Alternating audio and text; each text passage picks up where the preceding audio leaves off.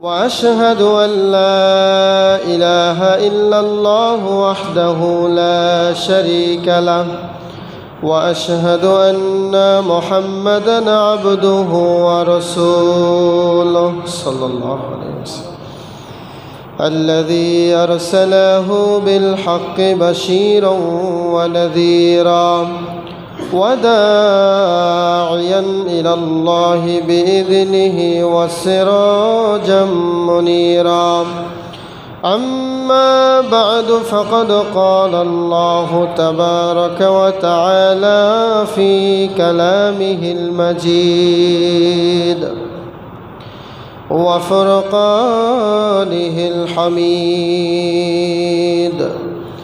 أعوذ بالله من الشيطان الرجيم بسم الله الرحمن الرحيم إن الله وملائكته يصلون على النبي يا أيها الذين آمنوا صلوا عليه وسلموا تسليما سورة أحزاب. وقال النبي الأمين صلى الله عليه وسلم من سمع النداء ثم يقول اللهم رب هذه الدعوة التامة والصلاة القائمة آت محمدا الوسيلة والفضيلة وابعثه مقاما محمودا الذي وعدته حلت له شفاعتي يوم القيامة أو كما قال عليه الصلاة والسلام. আলহামদুলিল্লাহ, উপস্থিত মসজিদের সম্মানিত মুসল্লিয়ানে কেরাম, দোতলায় অবস্থানরত শ্রদ্ধাস্পতিনী স্নেহাশিস মা ও ভগ্নীগণ, খুতবার শুরুতেই আমরা মহান রবের দরবারে কালেমাতুশ শুকর আদায় করি। আমরা সকলেই সমস্বরে পড়ি আলহামদুলিল্লাহ। অগণিত অসংখ্য দরুদ ও সালাম নবী মুহাম্মদ রাসূলুল্লাহ সাল্লাল্লাহু আলাইহি ওয়াসাল্লামের প্রতি। বাদ আলহামদুলিল্লাহ, আজকে আমাদের খুতবা আলোচনার বিষয়বস্তু হলো নবী সাল্লাল্লাহু আলাইহি ওয়াসাল্লামের প্রতি দরুদ পাঠের গুরুত্ব ও ফজিলত। আমরা সকলেই জানি আমরা এমন নবীর উম্মত যেই নবীর নাম ছাড়া কোনো ইবাদত আল্লাহর দরবারে গ্রহণযোগ্যতা পায় না। বলেন সুবহানাল্লাহ। আমরা যদি আজান দেই সেখানে আমাদের নবীর নাম আছে নাকি নাই? আজান শেষে একামত হয়, একামতে আল্লাহর নবীর নাম আছে নাকি নাই? এরপরে আজান শেষে বলেন আর ওজুর শেষে বলেন যে দোয়া পাঠ করি, দোয়াতে আল্লাহর নবীর নাম আছে নাকি নাই? তার মানে এমন কোনো অংশ নাই যেখানে আল্লাহর সাথে আমাদের নবীর নামটা আল্লাহ জুড়ে দেন নাই। বলেন সুবহানাল্লাহ। সাথে সাথে একটি জিনিস আপনারা খেয়াল করেছেন কিনা জানি না, লা ইলাহা ইল্লাল্লাহ এটি হচ্ছে কালেমায়ে তৈয়্যিবা। আর আমরা এই কালেমার সাথে আরেকটি অংশ পাঠ করে থাকি মুহাম্মাদুর রাসূলুল্লাহ। দেখুন, লা ইলাহা ইল্লাল্লাহর মাঝেও কোনো নোক্তা নাই, মুহাম্মাদুর রাসূলুল্লাহ এর মাঝেও কোনো নোক্তা নাই। বলেন সুবহানাল্লাহ।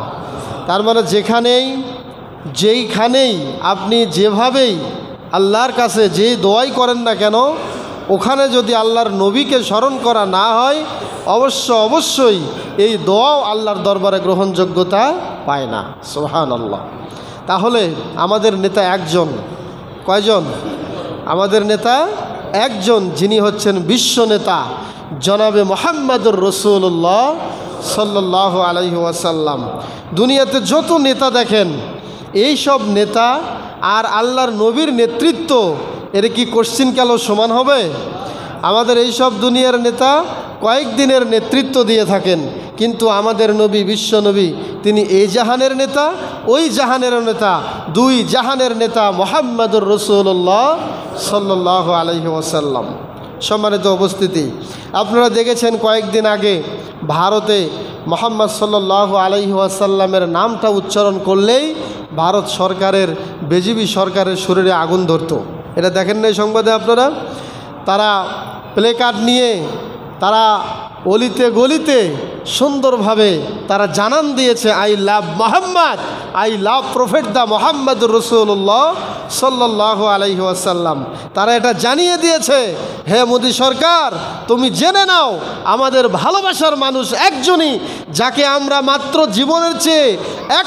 যাকে জীবনের চেয়ে বেশি ভালোবাসি, তিনি হচ্ছেন মোহাম্মদুর রাসূলুল্লাহ সাল্লাল্লাহু আলাইহি ওয়াসাল্লাম। ওই নবীর কাছে আমরা ঋণী নাকি ঋণমুক্ত? তিনি আমাদের জন্য ইসলামটা এত সুন্দর করে উপস্থাপন করে গেলেন। আমাদের জন্য গোটা 23 বছর যাবৎ তার উপরে যে ওহী নাজিল হতো, এই ওহী নাজিলের সময় বিশ্ব নবীর শরীরের ঘাম বের হয়ে যেত, সমস্ত শরীর কাঁপুনি শুরু হতো। এমন কষ্টের পর কষ্ট সহ্য করে 30 পারা কোরআনে কারিম আল্লাহ নাজিল করেছেন, যেই নবীর ওপরে ওই নবী হচ্ছেন মুহাম্মদ রাসূলুল্লাহ সাল্লাল্লাহু আলাইহি ওয়াসাল্লাম। এত কষ্ট করে তিনি সহ্য করে এই ওহী গ্রহণ করেছেন এবং সেটা আমাদের জন্য কিয়ামত পর্যন্ত জারি রেখে গিয়েছেন। আবার বলি সুবহানাল্লাহ। সম্মানিত উপস্থিতি, নবী মুহাম্মদ সাল্লাল্লাহু আলাইহি ওয়াসাল্লাম তিনি ছিলেন আমাদের যে নেতা এবং আজীবন আছেন এবং পরবর্তীতে থাকবেনও। এবং কিয়ামতের মাঠে আমরা সবাই জানি হাসরবাসীরা সবাই মিলে একটা পরামর্শ করব। সেটি কি? সেটি হলো, নাও আমরা আদম আলাইহিস সালাতু ওয়াস সালামের কাছে যাই। ঘটনা আপনারা জানেন। সব হাসরবাসীরা আদম আলাইহিস সালাতু ওয়াস সালামের কাছে যাব কেন? তিনি যেন আমাদের জন্য আল্লাহর কাছে সুপারিশ করেন, আমাদের যেন নাজাতের একটা ফয়সালা হয়। আপনারা বলুন তো, আদম আলাইহিস সালাতু ওয়াস সালাম সুপারিশ করতে পারবেন? পারবেন না। আদম আলাইহিস সালাতু ওয়াস সালাম নূহ আলাইহিস সালাতু ওয়াস সালামের কথা বলবেন, নূহ আলাইহিস সালাতু ওয়াস সালামের কাছেও আমরা দৌড়াবো। নূহ আলাইহিস সালাতু ওয়াস সালামও তিনি সুপারিশ করতে পারবেন না। তিনি বলবেন ইব্রাহিমের কাছে যাও, ইব্রাহিম আলাইহিস সালাতু ওয়াস সালামও সুপারিশ করার সাহস পাবেন না। তিনি বলবেন তোমরা ঈসার কাছে চলে যাও, ঈসা আলাইহিস সালাতু ওয়াস সালামও সুপারিশ করতে পারবেন না। এরপরে তিনি বলবেন আমার মনে হয় একজনই সুপারিশ করতে পারবেন, তোমরা চলে যাও বিশ্বনবী, সর্বশেষ নবী, সর্বশ্রেষ্ঠ নবী মুহাম্মদুর রাসূলুল্লাহ সাল্লাল্লাহু আলাইহি ওয়াসাল্লামের কাছে যাও, উনি অবশ্যই আল্লাহর কাছে সুপারিশ করবেন আর তোমাদের হাসরবাসীদের জন্য তার সুপারিশ আল্লাহ কবুল করে নেবেন। সুবহানাল্লাহ। তাহলে এত নবী আদম, নূহ, মুসা, ঈসা সবাই মিলে সুপারিশ করার ব্যর্থতা ঘোষণা করবে, ব্যর্থতা প্রকাশ করবে, কিন্তু একমাত্র অবিচ্ছেদ্যভাবে যিনি সাক্ষী দিবেন এবং সুপারিশ করবেন তিনি হচ্ছেন মুহাম্মদ রাসূলুল্লাহ সাল্লাল্লাহু আলাইহি ওয়াসাল্লাম। সম্মানিত উপস্থিতি, তাহলে কি আমাদের উপরে দায়িত্ব আসে না যে তার প্রতি দরুদ পাঠ করা, তাকে শ্রদ্ধার সাথে স্মরণ করা? এটা আমাদের ইমানি দায়িত্ব, প্লাস একজন মুসলিমানিত্ব, মুমিনত্ব যদি আমরা টিকে রাখতে চাই তাহলে তার প্রতি দরুদ পাঠ করা ছাড়া কোশ্চিন কালেও একজন মুসলিম নিশ্চুপ নীরব থাকতে পারে না। সম্মানিত উপস্থিতি, তেনার মাধ্যমে আমরা জাহান্নামের দুঃসংবাদ পেয়েছি, জাহান্নাম থেকে বাঁচার পথ খুঁজে পেয়েছি, তার মাধ্যমে আমরা জান্নাতে যাওয়ার রাস্তা খুঁজে পেয়েছি, তার মাধ্যমে জাহান্নাম থেকে মুক্তি যেমন পেয়েছি তার মাধ্যমেই জান্নাতে যাওয়ার পথও আমরা খুঁজে পেয়েছি, যার মাধ্যমে আল্লাহ সুবহানাহু ওয়া তাআলা সুন্দরভাবে ইসলামের বিধিবিধান নাজিল করেছেন।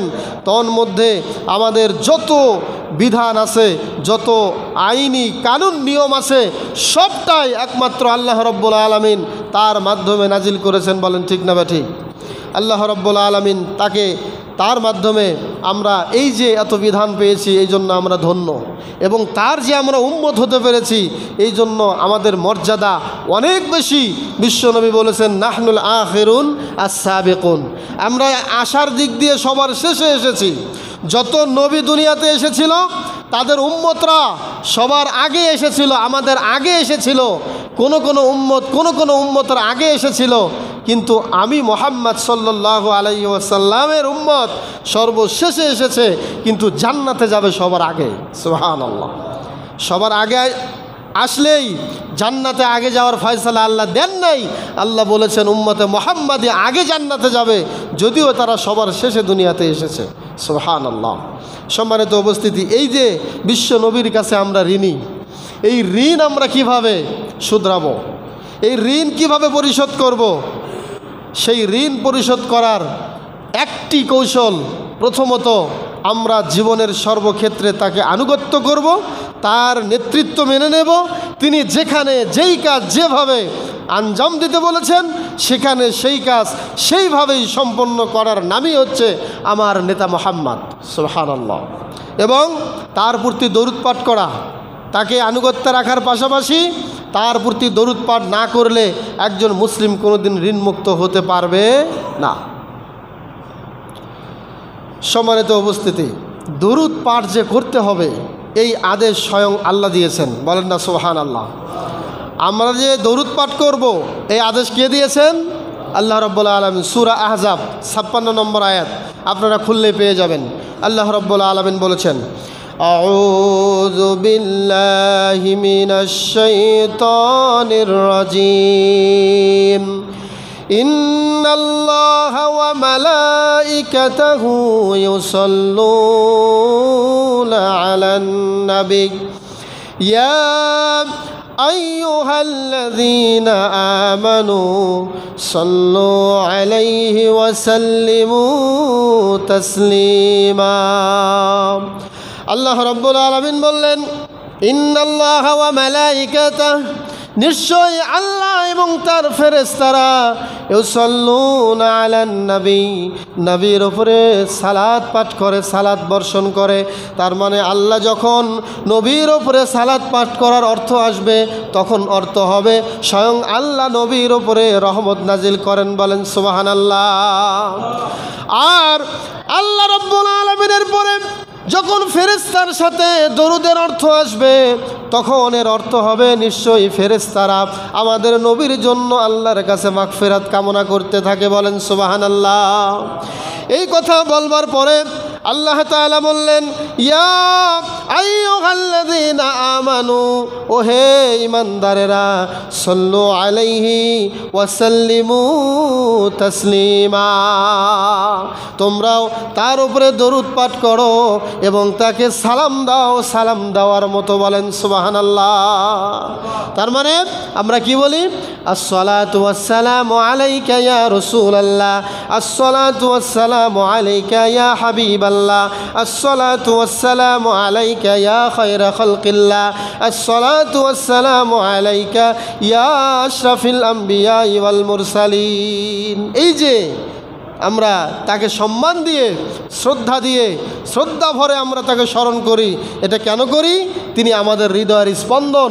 তিনি আমাদের শুধু হৃদয়ের স্পন্দন নন, গোটা বিশ্বের যত মুসলিম আছে, যত আনাচে কানাচে, যত ইমানদার আছে, সবার একমাত্র নেতাই হলেন মুহাম্মদুর রাসূলুল্লাহ সাল্লাল্লাহু আলাইহি ওয়াসাল্লাম। সম্মানিত উপস্থিতি, তাহলে আমরা প্রথমে যে জিনিসটি পেলাম সেটি হলো আল্লাহর নবীর প্রতি দরুদ পাঠ করা। এটা কার আদেশ? আল্লাহর আদেশ। এটা হলো 1 নম্বর পয়েন্ট।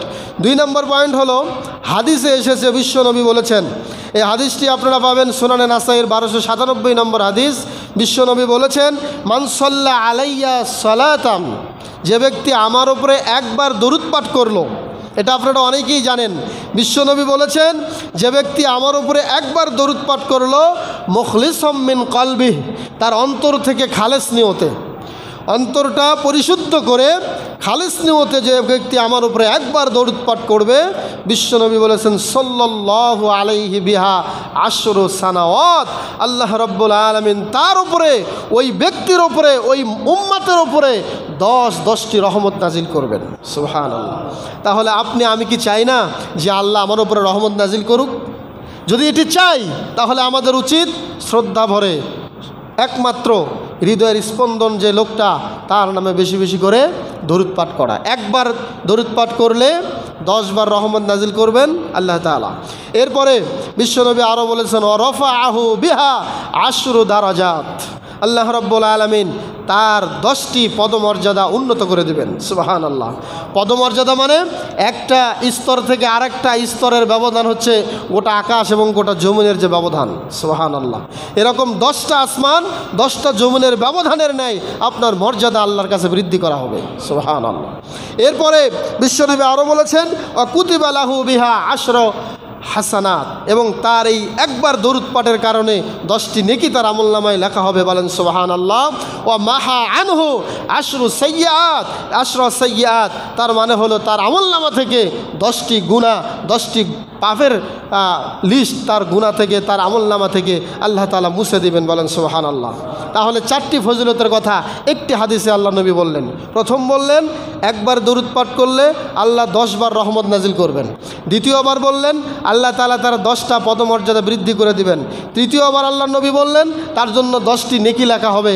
চতুর্থ নাম্বার ফজিলত বলতে গিয়ে বিশ্বনবী বলেছেন ওই ব্যক্তির আমলনামা থেকে 10টি গুনাহ মুছে ফেলা হবে। তাহলে এটা কি আমাদের লাভ নাকি লস? লাভ। আল্লাহ রাব্বুল আলামিন এটা আমাদেরকে দিবেন। তাহলে দরুদ কতই না গুরুত্বপূর্ণ এটা আমরা বুঝতে পারলাম। এখন কথা হলো দরুদ আমরা কিভাবে পড়ব? দরুদ নিয়েও বাংলাদেশে সিনেমিনি আছে নাকি নাই?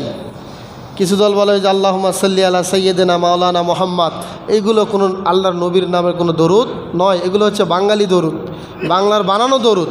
বিশ্বনবী সাহাবীদেরকে সরাসরি যেই দরুদ শিক্ষা দিয়েছেন সেটি সহিহ আল বুখারীর 3119 নম্বর হাদিস। বিশ্বনবী বলেছেন তোমরা বলো আল্লাহুম্মা সাল্লি আলা মুহাম্মদ ওয়া আলা আলি মুহাম্মদ كما صليت على إبراهيم وعلى آل إبراهيم إنك حميد مجيد اللهم بارك على محمد وعلى آل محمد كما باركت على إبراهيم وعلى آل إبراهيم إنك حميد مجيد। এটি হলো সরাসরি বিশ্বনবীর শেখানো দরুদ। এবং সাহাবীরা যখন বলেছেন যে আমরা আপনার উপরে কেমনে দরুদ পাঠ করব, তখন বিশ্বনবী এই দোয়াটাই শিক্ষা দিয়েছেন। বলেন সুবহানাল্লাহ। তাহলে এটি বাদ দিয়ে আমাদের কোনো ডান দিক বাম দিক, কোনো পীরের, কোনো বুজুর্গের, কোনো মাওলানার, কোনো মুফতি, কোনো মুহাদ্দিসের দরুদ টেনে নিয়ে আসার কোনো প্রয়োজন আছে? যেখানে নবী সরাসরি বলে গিয়েছেন যে তোমরা এটাই পড়িও, বাস আমরা এটাই পড়ব, অতিরিক্ত কোনো দরুদের আমাদের প্রয়োজন নাই। তবে হ্যাঁ, বিভিন্ন সহিহ সনদে আরও কিছু দরুদ আছে, যেমন আল্লাহুম্মা সাল্লি আলাই, আল্লাহুম্মা বারিক আলাই, বাস হয়ে গেল, এটুকু দরুদ পাঠ করা যায়। আবার কেউ যদি বলে আল্লাহুম্মা সাল্লি ওয়া সাল্লিম আলা নবিয়িনা মুহাম্মদ, এটাও চলবে। আবার কেউ যদি বলে সাল্লাল্লাহু আলাইহি ওয়াসাল্লাম, একেবারেই সংক্ষিপ্ত দরুদ সাল্লাল্লাহু আলাইহি ওয়াসাল্লাম। সম্মানিত উপস্থিতি, তাহলে এইভাবে ঋণ পরিশোধ করার মাধ্যম হবে আমরা বেশি বেশি করে দরুদ পাঠ করব, বেশি বেশি করে তার উপরে দোয়া করব। বলেন ইনশাআল্লাহ। সাহাবী একজনের নাম আপনাদেরকে বলে আলোচনাটা আরেকটু স্পষ্ট করি। একজন সাহাবীর নাম ছিল আবু তালহা। এই আবু তালহা তিনি মসজিদে নববীতে বসা, হঠাৎ করে তিনি দেখলেন যে বিশ্বনবী মুস্কি হাসছেন এবং খুবই তার মুখটা অনেক উজ্জ্বল, মানে ঝিলমিল করতেছে চেহারাটা। বিশ্বনবীর চেহারাটা তো এমন, আয়েশা সিদ্দিকা বর্ণনা করতে গিয়ে বলেছেন যারা ইউসুফ নবীকে দেখতে গিয়ে হাত কেটে ফেলেছিল, তারা যদি মুহাম্মদ সাল্লাল্লাহু আলাইহি ওয়াসাল্লামকে দেখতে পেত, তারা তাদের কলিজা ছিঁড়ে ফেলতো, কলিজা কেটে ফেলতো, টের পেত না। সুবহানাল্লাহ। এমন সুন্দর সুশ্রী অবয়বের মানুষ ছিলেন মুহাম্মদ রাসূলুল্লাহ সাল্লাল্লাহু আলাইহি ওয়াসাল্লাম। সম্মানিত উপস্থিতি, বিশ্বনবী নবী মুহাম্মদ রাসূলুল্লাহ সাল্লাল্লাহু আলাইহি ওয়াসাল্লাম এই সুন্দর হাস্যোজ্জ্বল চেহারা দেখে বিশ্বনবীকে আবু তালহা বললেন, ইয়া রাসূলুল্লাহ, আপনাকে এত সুন্দর এবং হাস্যোজ্জ্বল অবস্থায় কেন দেখতেছি? তখন বিশ্বনবী বললেন, হে সাহাবীরা, আমার কাছে এইমাত্র একজন ফেরেশতা এসেছিল, যেই ফেরেশতা এসে আমাকে বলে গেল যে আপনি একটা সুসংবাদ গ্রহণ করুন। আপনার জন্য একটা সংবাদ হলো, আমা ইউরদিকা, আপনি কি সন্তুষ্ট হবেন না? আন্নাহু লা তুসাল্লি আলাইকা আহাদুন, যেই ব্যক্তি আপনার উপরে একবার দরুদ পাঠ করবে, স্বয়ং আল্লাহ বলেছেন, আমি ফেরেশতা বলছি, আল্লাহ আমাকে পাঠিয়েছেন, আল্লাহ বলেছেন আল্লাহ নাকি তার উপরে 10 বার রহমত নাজিল করবেন। এই জন্য হে আবু তালহা, আমি এই জন্য আমার চেহারাটা একটু উজ্জ্বল মনে হচ্ছে, আমার অনেক শান্তি লাগতেছে যে আমার উপরে দরুদ পাঠ করার বাদৌলাতে স্বয়ং আল্লাহ তাআলা আমার উম্মতকে 10 বার রহমত নাজিল করবেন। সুবহানাল্লাহ। আবু তালহা শোনো, আমার সামনে ফেরেশতা এসে আরো বলল, ওয়ালা ইউসাল্লিমু আলাইকা আহাদুন ইল্লা সাল্লামতু আলাইহি আশরা। হে মুহাম্মদ সাল্লাল্লাহু আলাইহি ওয়াসাল্লাম, আপনার উপরে যদি একবার কেউ সালাম দেয় তাহলে স্বয়ং আল্লাহ রাব্বুল আলামিন তার উপরে 10 বার শান্তি নাজিল করবেন। বলে